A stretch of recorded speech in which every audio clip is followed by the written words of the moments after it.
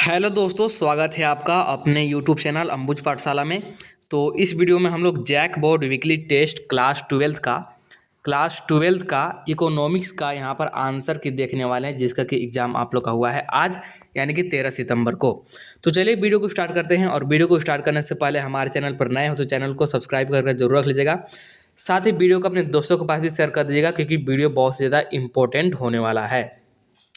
और पीडीएफ के लिए आपको टेलीग्राम ग्रुप को ज्वाइन करके रख लेना है। टेलीग्राम ग्रुप का लिंक डिस्क्रिप्शन में दिया हुआ है। साथ ही डिस्क्रिप्शन में मिल जाएगा आपको व्हाट्सएप चैनल का लिंक। तो व्हाट्सएप चैनल को भी ज्वाइन जरूर कर लीजिएगा, क्योंकि आने वाले समय में सारा स्टडी मटेरियल आपको व्हाट्सएप चैनल के थ्रू ही प्रोवाइड कराया जाएगा। साथ ही डिस्क्रिप्शन में ही मिल जाएगा आपको इंस्टाग्राम का भी लिंक। तो इंस्टाग्राम पर भी आप मुझे फॉलो जरूर कर लीजिएगा, क्योंकि आपका कोई भी पर्सनल डाउट हो, इश्यू हो, आप लोग मुझे डायरेक्टली डीएम कर सकते हैं और आपको वहाँ पर रिप्लाई इजीली मिल जाएगा। चलिए स्टार्ट करते हैं। एक बार फिर से बता दूं, क्लास ट्वेल्थ का है और ये इकोनॉमिक्स का है, ठीक ना। चलिए स्टार्ट करते हैं। तो चलिए देखते हैं। सबसे पहले है हमारे पास जस्ट अ सेकेंड, हाँ, सबसे पहले सेक्शन ए है, जिसमें कि है आपका ऑब्जेक्टिव क्वेश्चन। 10 ऑब्जेक्टिव है, 2-2 नंबर का, यानी कि 20 नंबर का यहाँ पर हो जाता है। तो पहला क्वेश्चन क्या बोल रहा है? अल्पकालीन उत्पादन फलन की व्यवस्था निम्नलिखित में से किस नियम के द्वारा की जाती है? Which of the flowing explains the short run production function. तो 4 ऑप्शन गिवन है कि मांग के नियम से यानी कि लॉ ऑफ डिमांड, परिवर्तनशील अनुपात के नियम से यानी कि लॉ ऑफ वेरिएबल प्रोपोर्शन, और फिर है कि पैमाने के प्रतिफल नियम के द्वारा यानी कि रिटर्न्स टू स्केल, और फिर है मांग की लॉज द्वारा यानी कि इलास्टिसिटी ऑफ डिमांड। तो राइट आंसर की बात करें तो राइट आंसर आपका क्या हो जाएगा? राइट आंसर आ जाएगा परिवर्तनशील अनुपात के नियम द्वारा यानी कि लॉ ऑफ वेरिएबल प्रोपोर्शन, यानी कि ऑप्शन नंबर बी हो जाएगा आपका करेक्ट फर्स्ट नंबर वाले क्वेश्चन का। ठीक है, आगे बढ़ते हैं। तो सेकेंड नंबर वाला क्वेश्चन देखिए क्या बोल रहा है। वह कौन सा समय है जिसमें उत्पादन के सभी साधन परिवर्तित किए जा सकते हैं? Eight which time all the factors of production में बी चेंज। तो बहुत ही सिंपल क्वेश्चन है। अगर आप लोग चैप्टर पढ़े होंगे तो इजीली आप लोग आंसर कर पा रहे होंगे। तो ऑप्शन देखिए क्या क्या है।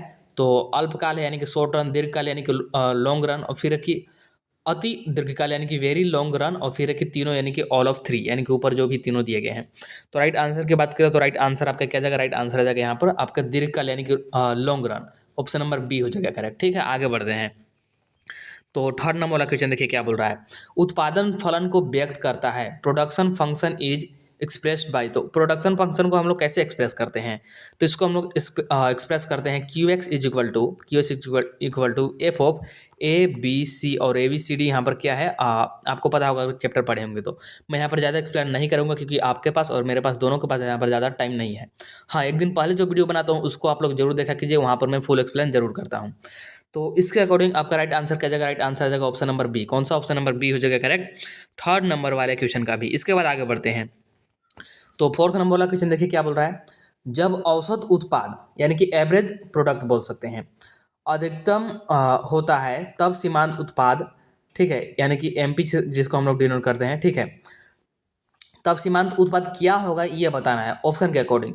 और इंग्लिश में कि when the average product AP is maximum the marginal product यानी कि एमपी इज। तो बताना है कि क्या होगा मार्जिनल प्रोडक्ट जब एपी क्या हो? मैक्सिमम हो।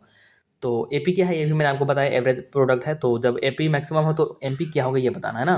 तो ऑप्शन की है कि औसत उत्पाद के समान होता है, यानी कि क्या ये दोनों इक्वल होगा। फिर है कि औसत उत्पाद से कम होगा यानी कि एपी से लेस होगा।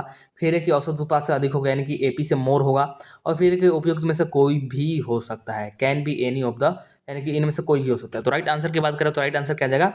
राइट आंसर आ जाएगा यहाँ पर आपका कि इक्वल टू एपी, यानी कि औसत उत्पाद के समान होता है। तो ऑप्शन नंबर ए हो जाएगा करेक्ट। ठीक है, दोनों क्या होते हैं? दोनों इक्वल होते हैं।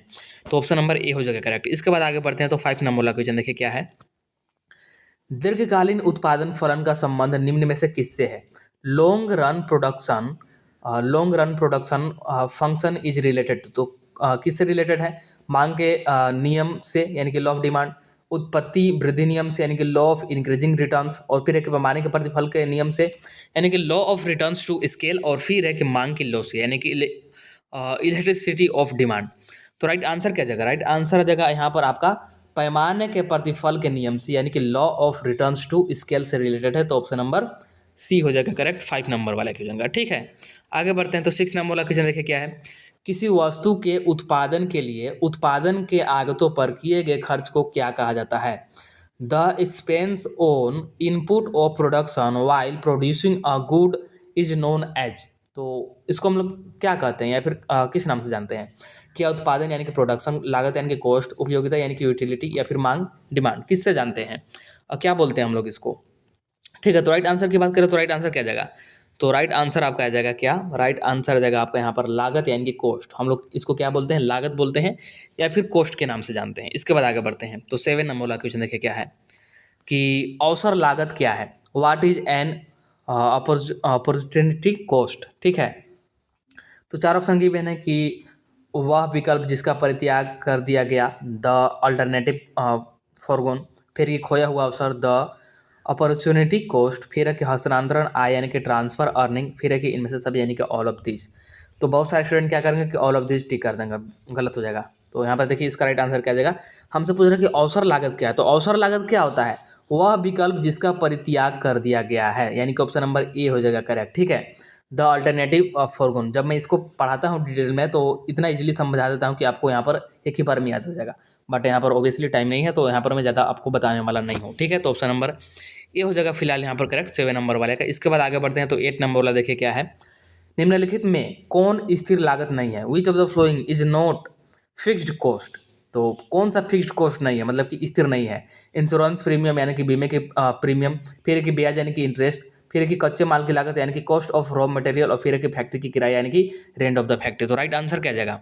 हमसे क्या पूछा? हमसे पूछा है फिक्स्ड कॉस्ट नॉट, मतलब कि कौन नहीं है, स्थिर लागत नहीं है पूछा है।